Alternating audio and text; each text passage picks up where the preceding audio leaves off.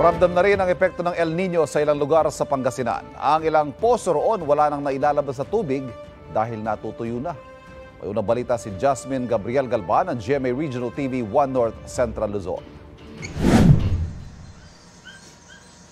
Ni minsan, hindi rin natuyuan ang poso na ito na ginagamit ng pamilya ni Mang Carlos sa barangay Maasin, Mangaldan, Pangasinan.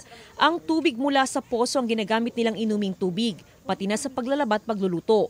Pero ngayong buwan lang, nagulat sila dahil wala nang lumalabas sa tubig sa kanilang poso.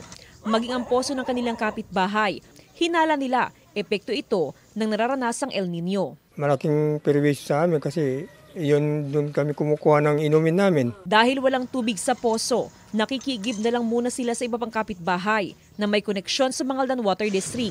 Sa ngayon, wala namang nakikitang problema ang lokal na pamahalaan. Maliit na porsyento lamang ang nakadepende sa poso o deep well. Karamihan kasi sa mga kabahayan, meron ng koneksyon ng tubig mula sa water district, habang ang ilan naman ay may sariling water source. Nakikipag-ugnayan din ng LGU sa Water District para matulungang makabitan ng tubig ang mga nasa malalayong lugar.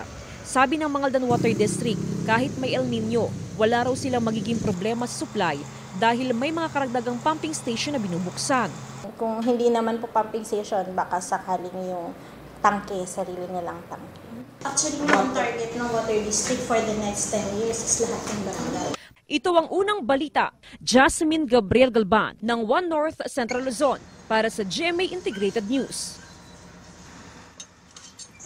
Kapuso, para laging una ka sa mga balita, bisitahin at mag-subscribe sa GMA Integrated News sa YouTube. Sa mga kapuso abroad, samahan nyo kami sa GMA Pinoy TV at sa www.gmanews.tv.